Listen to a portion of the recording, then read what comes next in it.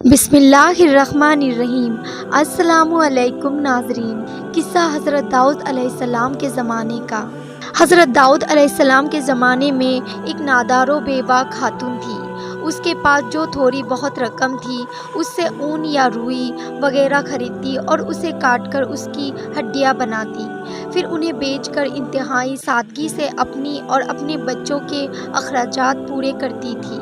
ایک دن وہ سوت کاٹ کر اس کی ہڈیاں بنا کر بازار میں بیچنے کے لیے سر پر رکھے جا رہی تھی کہ اچانک تیزی سے ایک کوا آیا اور ایک ہڈی اٹھا کر لے گیا۔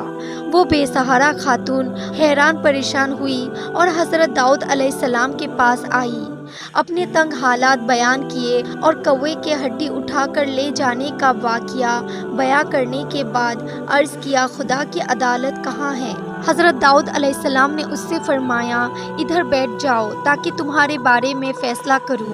ایک طرف یہ واقعہ پیش آیا اور دوسری طرف یہ ہوا ہے کہ کچھ لوگ کشتی کے ذریعے دریا بور کر رہے تھے۔ ان کی کشتی میں سوراخ ہو گیا اور پانی داخل ہو جانے سے کشتی ڈوبنے کا خطرہ تھا۔ ان لوگوں نے نظر مانی کہ اگر اس خطرے سے نجات مل گئی تو 1000 دینار کسی فقیر کو دے دیں گے۔ اللہ تعالیٰ نے ان پر کرم کیا اور اس کوے کی ڈیوٹی لگائی کہ وہ اس خاتون کی ہڈی اٹھا کر کشتی میں لا پھینکے۔ کوے نے ایسا ہی کیا۔ ان لوگوں نے سود کی اس ہڈی سے فائدہ اٹھایا، کشتی کا سوراخ اچھی طرح بند کیا اور ڈوبنے سے نجات پائی۔ جب وہ لوگ ساحل پر پہنچ گئے تو اپنی نظر ادا کرنے کے لیے سیدھے حضرت داؤد علیہ السلام کی خدمت میں حاضر ہوئے اور 1000 دینار حضرت داؤد علیہ السلام کی خدمت میں پیش کرتے ہوئے اپنے دریا سے نجات پانے کا پورا واقعہ تسلیم کیا۔ حضرت داؤد علیہ السلام نے اس خاتون کے سامنے خدا کی حکمت عدالت بیان کی اور وہ 1000 دینار اسے دے دیے۔ وہ خاتون بہت خوش ہوئی اور وہاں سے چلی گئی۔ حضرت داؤد علیہ السلام کے زمانے میں ایک شہوت پرست شخص لگاتار ایک خاتون کے پاس جاتا اور اسے منافق کام کرنے پر مجبور کرتا تھا۔ اللہ تعالیٰ نے اس خاتون کے دل میں ایک بات ڈالی کہ اس شہوت پرست شخص سے کہے کہ تو جب بھی میرے پاس آتا ہے اس وقت ایک اجنبی شخص تیرے بیوی کے پاس جاتا ہے۔ اس خاتون نے یہ بات اس شخص سے کہی تو وہ فوراً دورہ اپنے گھر گیا اور کیا دیکھا کہ ایک اجنبی اس کے بیوی کے ساتھ ہم بستر ہے۔ یہ ماجرا دیکھنے کے بعد وہ بہت پریشان ہوا اور حضرت داؤد علیہ السلام کے پاس لے جا کر کہا، اللہ کے پیغمبر، میرے اوپر ایک ایسی مصیبت آئی ہے جو آج تک کسی پر نہ آئی ہوگی۔ حضرت داؤد علیہ السلام نے پوچھا، وہ کون سی مصیبت ہے؟ یہ شخص میرے بنا موجودگی میں میرے گھر آیا اور میری بیوی سے فنا کیا ہے۔ اللہ تعالیٰ نے حضرت داؤد علیہ السلام پر وحی نازل کی، اس مرد سے کہو، کما تو دینو تو دانو، جیسا کرو گے ویسا بھرو گے۔ ایک دن حضرت داؤد علیہ السلام گھر میں بیٹھے ہوئے تھے۔ آپ علیہ السلام کے پاس ایک فقیر نوجوان بھی بیٹھا ہوا تھا۔ وہ جوان حضرت داؤد علیہ السلام کے پاس بہت زیادہ آتا جاتا تھا اور بہت خاموش دوا تھا۔ ایک دن جبرائیل علیہ السلام جناب داؤد علیہ السلام کے پاس آئے اور گہری نگاہوں سے اس جوان کو دیکھا۔ جناب داؤد علیہ السلام نے حضرت جبرائیل علیہ السلام سے کہا، اس جوان کو کیوں دیکھ رہے ہو؟ حضرت جبرائیل علیہ السلام نے کہا، مجھے حکم ہوا ہے کہ میں اس ہفتے کے آخر میں اس جوان کی روح قبض کر لوں۔ حضرت داؤد علیہ السلام کے دل میں اس جوان کے لیے طرب پیدا ہوئی اور اس سے کہا کہ جوان، کیا تمہاری بیوی ہے؟ جوان نے کہا، نہیں، ابھی تک میں نے شادی نہیں کی ہے۔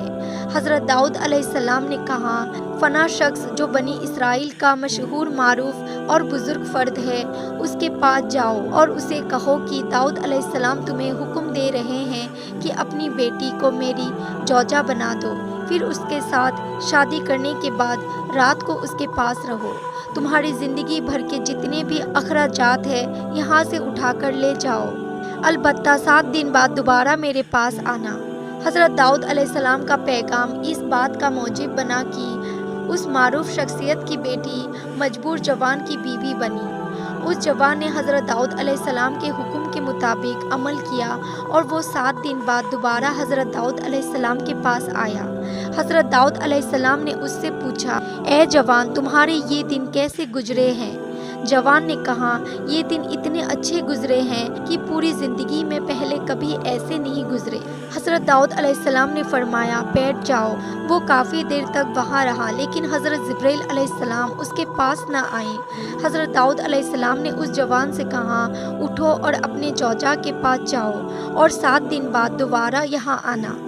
वो चला गया। 7 दिन गुजरने के बाद वो हज़रत दाऊद अलैहिस्सलाम की खिदमत में हाजिर हुआ। तीसरी मर्तबा फिर हज़रत दाऊद अलैहिस्सलाम ने वही हुक्म दिया। वो 7 दिन बाद फिर हज़रत दाऊद अलैहिस्सलाम की खिदमत में हाजिर हुआ। इस दौरान जनाबे जिब्राइल अलैहिस्सलाम तशरीफ़ लाए। हज़रत दाऊद अलैहिस्सलाम ने जनाबे जिब्राइल अलैहिस्सलाम से फरमाया, आपका इरादा तो ये था कि आप 7 दिन बाद दोबारा यहाँ पर आएंगे और इस नौजवान की रूह कब्ज़ करेंगे, लेकिन आप नहीं आए और आज तीसरे हफ्ते बाद आए हैं। हज़रत जिब्राइल अलैहिस्सलाम ने कहा, ए दाऊद अलैहिस्सलाम, अल्लाह ताला ने आपके रहम करने की वजह से इस पर रहम किया और इसकी मौत 30 साल तक मुकर्रर कर दी है।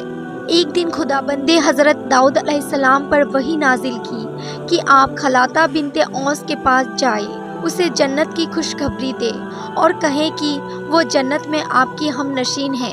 हज़रत दाऊद अलैहिस्सलाम ने हुक्म खुदाबंद पर अमल किया, खलाता के दरवाज़े पर गए और वो दरवाज़े पर आई और दरवाज़ा खोला। यूं ही उनकी निगाहें हज़रत दाऊद अलैहिस्सलाम पर पड़ी तो अर्ज़ किया, क्या अल्लाह की तरफ से मेरे बारे में कुछ हुक्म नाजिल हुआ है कि आप अलैहिस्सलाम मुझे वो खबर सुनाने के लिए तशरीफ़ लाए हैं? हज़रत दाऊद अलैहिस्सलाम ने कहा, हाँ। खलाता ने पूछा, वो क्या है? हज़रत दाऊद अलैहिस्सलाम ने कहा, अल्लाह ताला ने मेरे ऊपर वही नाजिल की और फरमाया है, तुम बहिश्त में मेरे हमनशीन होगी। खलाता ने कहा, पैगंबर खुदा, आप अलैहिस्सलाम से झूठ नहीं बोल रही हूँ। खुदा की कसम, मैं अपने अंदर ऐसी कोई खूबी नहीं देख रही हूँ कि बहिश्त में आपकी हमनशीन बनूँ। हज़रत दाऊद अलैहिस्सलाम ने कहा, तुम अपने बारे में कुछ गुफ्तगू करो ताकि मैं जान सकूँ तुम कैसी हो। खलाता ने कहा, मैं एक ऐसी हालत की मलिका हूँ कि मुझे जो भी दुख तकलीफ़ हो या नुकसान हो या कोई हाजत या भूख प्यास, मैंने कभी उसके रफ़ा करने के लिए खुदा से नहीं कहा, यहाँ तक कि वो जात खुद ही उसे रफ़ा कर देती है। यानी मैं वही पसंद करती हूँ जो मेरा महबूब पसंद करता है, और ना ही खुदा से मैं उन मुश्किलात और नुकसानात के ऐब कुछ मांगती हूँ, बल्कि हमेशा उसका शुक्र अदा कर लेती हूँ। हज़रत दाऊद अलैहिस्सलाम खलाता की बात समझ गए और उस खातून से फरमाया, तुम इन्हीं खूबियों की वजह से इस मुकाम पर फाइद हुई हो। उम्मीद करती हूँ आज की वीडियो आप लोग को पसंद आई होगी। अगर वीडियो अच्छी लगी हो तो इस वीडियो को लाइक करें और मेरे चैनल को सब्सक्राइब करें। तो मिलते हैं अगले वीडियो में, तब तक के लिए अपना ख्याल रखें। अल्लाह हाफिज़।